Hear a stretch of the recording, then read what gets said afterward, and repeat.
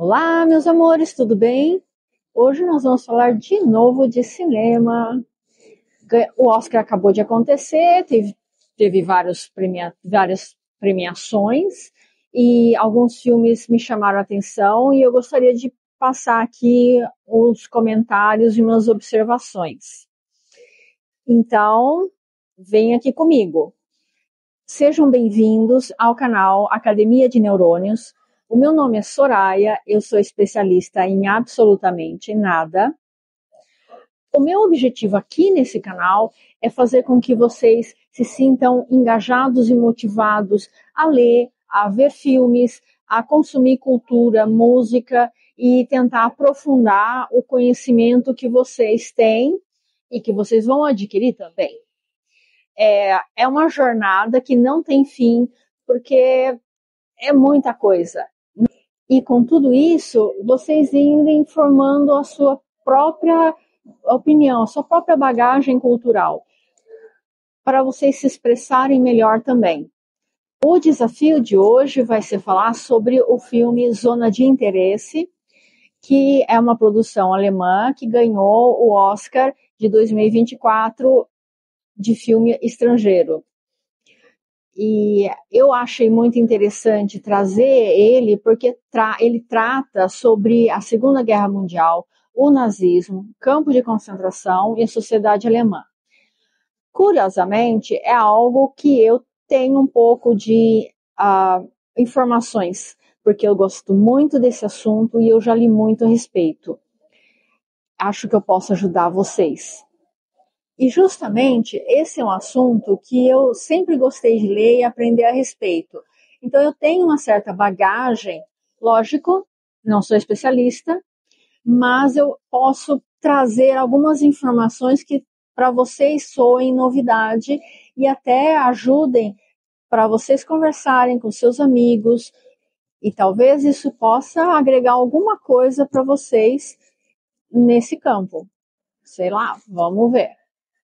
Para começar, o próprio filme, ele é o que eu poderia chamar de minimalista, porque ele se passa praticamente num único cenário e tem muitos detalhes. E todos os detalhes ali têm uma relação com a sociedade alemã e com nazismo e os campos de concentração e o Holocausto.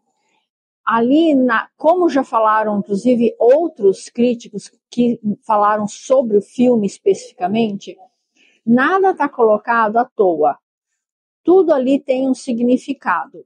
Aqui eu vou tentar ir trazendo os fios que estão perdidos para a gente construir um panorama maior e mais completo, uma fotografia mais ampla do que é esse filme.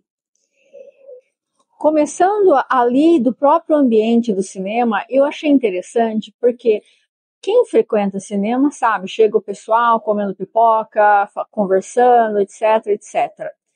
E passam os trailers, propaganda, e é sempre aquela conversação, aquele barulhinho que a gente fica escutando ali no ambiente. Logo ali no começo do filme, você é confrontado com uma tela cinzenta durante alguns segundos, eu nem sei falar para você quanto tempo realmente, que causa um certo incômodo, inclusive por causa da sonoridade, que é desagradável.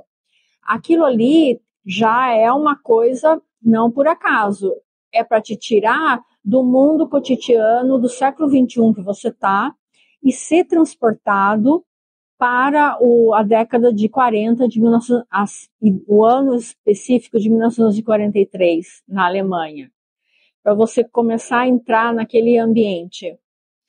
Lembrando, né, gente, que isso aqui é a minha opinião, eu estou passando o que eu senti, as minhas emoções diante desse filme. É lógico que pode ser que você assista ou assista em casa ou em outra situação e não tenha essa mesma impressão. Cada um é cada um, tá bom?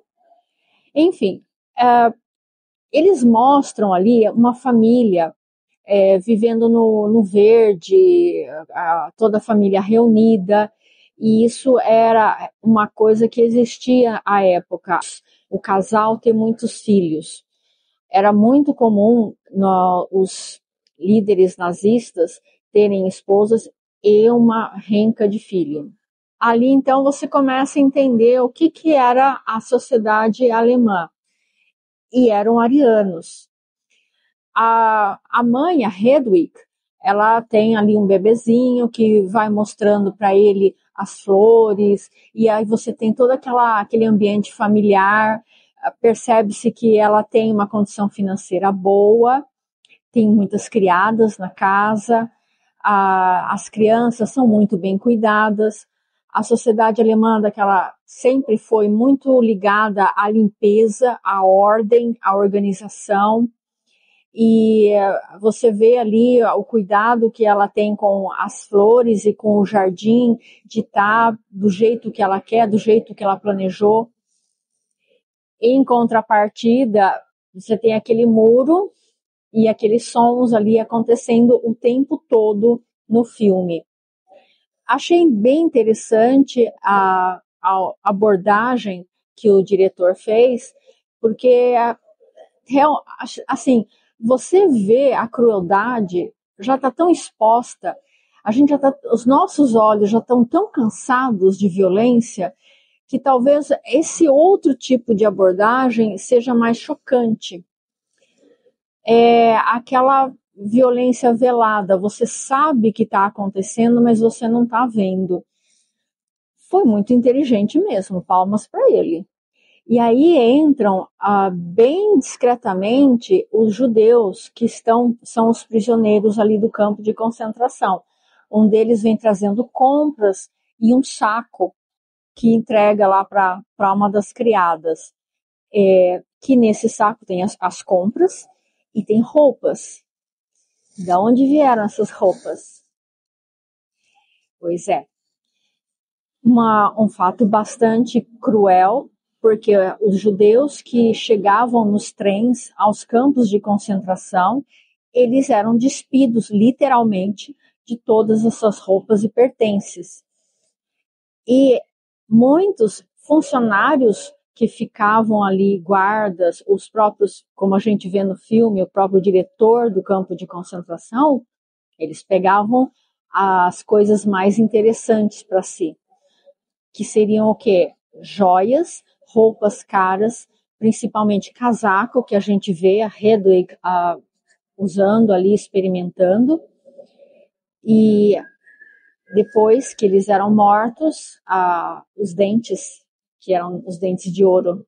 Esse tipo de narração do Holocausto e do sofrimento dos prisioneiros, eu senti um paralelo com a montagem que foi feita de um museu do campo de concentração de Dachau, em Munique, na Alemanha, que eu tive a oportunidade de visitar.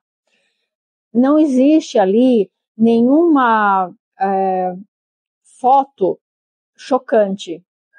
Você não vê. O que você vê é uma miríade de plaquinhas que vão te sufocando. A sensação é essa. O museu foi montado num galpão e você vai ali fazendo todo o trajeto, desde quando os prisioneiros, os judeus, chegavam no campo, que eles eram despidos, suas cabeças eram raspadas, e aí tem as placas que contam como isso era feito, e tem uma lâmina para mostrar como que era uma lâmina que as cabeças eram raspadas, e os pratos, tem um prato que é onde eles comiam, que eles tinham que guardar e cuidar desses pratos, os componentes que cercavam esse sofrimento deles. O filme segue mais ou menos a mesma linha. Então, a gente não vê o sofrimento dos judeus. E não, vamos voltando, né? Não eram só judeus.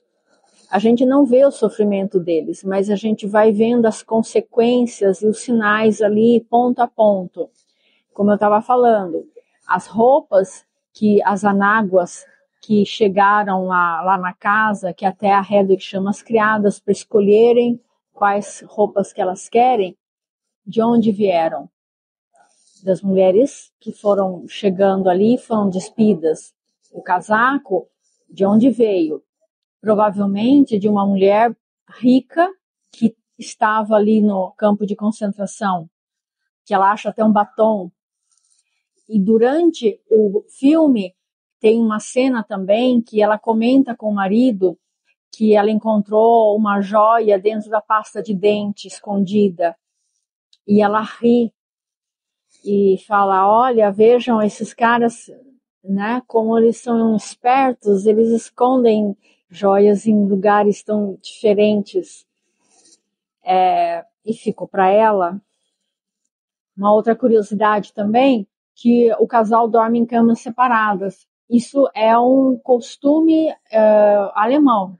Eles realmente dormem ou em quartos ou em camas separadas. Pelo menos a maior parte dos casais que eu conheci tinham esse hábito. Portanto, não era fora do comum, era aquilo mesmo e era normal e não significa que eles se odiavam.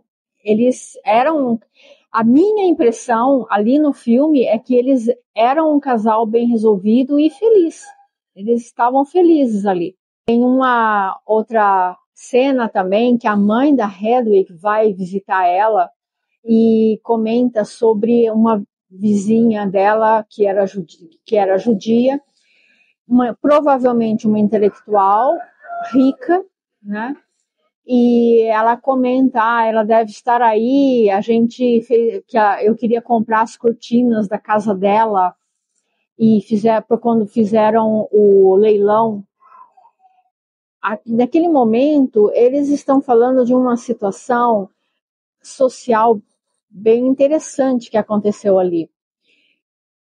A fortuna dos judeus ajudou muito o nazismo a se desenvolver e a alimentar a máquina de guerra nazista. Uma guerra precisa de dinheiro. Você precisa comprar armas, nem que não seja armas, metais, pólvora, pagar os próprios soldados, os comandantes, eles não estão lá brigando só pela fé na bandeira, eles precisam do dinheiro também. E os judeus tinham uma condição financeira muito boa. Por isso, será que a gente pode colocar que toda a perseguição aos judeus foi exclusivamente porque eles estavam querendo só eliminar, porque eles eram inferiores? Ou eles usaram essa desculpa da raça pura, dessa teoria da eugenia e da raça ariana como sendo superior, justamente para conseguir pôr as mãozinhas no dinheiro dos judeus? Porque pensa, você tem uma empresa, você é alemão, ariano, e você tem um sócio judeu, 50-50, metade seu, metade dele.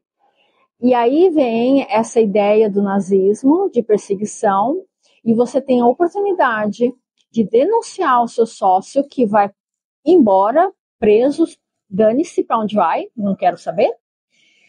E o que é dele passa a ser seu. E a sua empresa passa a ser 100% sua. Eu fiquei pensando que havia uma certa dose de inveja bem forte na sociedade alemã naquela época. Porque em 1939, quando estoura a Segunda Guerra, embora toda essa perseguição começa bem antes, a partir de quando Hitler assume o poder como chanceler da Alemanha, aquela época eles tinham perdido a Primeira Guerra Mundial, estavam na miséria e ainda para piorar, a Bolsa de Valores de Nova York teve a grande queda ali, a grande quebra, né? Muita gente ficou miserável, pobre, e o que influencia. Já naquela época, o que acontecia nos Estados Unidos influenciava a Inglaterra, influenciava a Europa. E o que já era ruim ficou pior. A inflação na Alemanha era um negócio gigantesco e foi bastante útil, né, conveniente. Vamos jogar a culpa em quem? Nos judeus, que estavam bem de vida. bem ou mal, apesar do sofrimento financeiro ali, os judeus estavam bem. E outra coisa, eles eram pessoas intelectualizadas. E por que eles eram intelectualizados? Porque era o estilo é a cultura judaica. Buscar conhecimento, ler os textos antigos, mas são sempre estimulados na própria sociedade judaica, na própria família, a estudar, a ler, a se aprimorar. Dá um Google aí para vocês verem a quantidade de filósofos, escritores, músicos, cineastas, enfim, quantos intelectuais têm suas raízes no povo judaico? É um estilo deles. Como, por exemplo, existem sociedades cujo estilo é mais religioso. Você vê, por exemplo, os hindus, eles são muito mais religiosos do que outros países. Ali na Índia, quem teve a oportunidade de visitar e ter mais contato, fala como em cada canto você tem ali uma divindade, ou tem alguém ali fazendo uma adoração a uma divindade. É algo próprio do sangue, do povo deles. O povo judeu tem os costumes e a própria energia deles, que é essa: aprimoramento, estudo, fazer uma diferença na sociedade. Tem, inclusive, uma crítica que eu escuto as pessoas falarem que os judeus eles se ajudam, os judeus ficam se ajudando. É que assim, né, eles têm um probleminha de serem perseguidos, né? Não porque o Isaac é chato, mas porque o Isaac é judeu, então vamos lá bater no coleguinha. Quando você tem esse estigma para você lidar, começa a se criar um laço mesmo de solidariedade dentro do povo para sobrevivência. Por isso essa coisa deles se ajudarem onde quer que estejam. Eu escuto isso como forma de crítica e acho engraçado, porque, na verdade, a gente deveria se espelhar e reproduzir esse comportamento. Imagina se a nossa sociedade fosse mais solidária uns com os outros, se a gente buscasse ajudar mais aquele que está do nosso lado, os nossos vizinhos, a nossa comunidade ali, rua, bairro, cidade. Pensa no progresso que seria o nosso país, como seria diferente.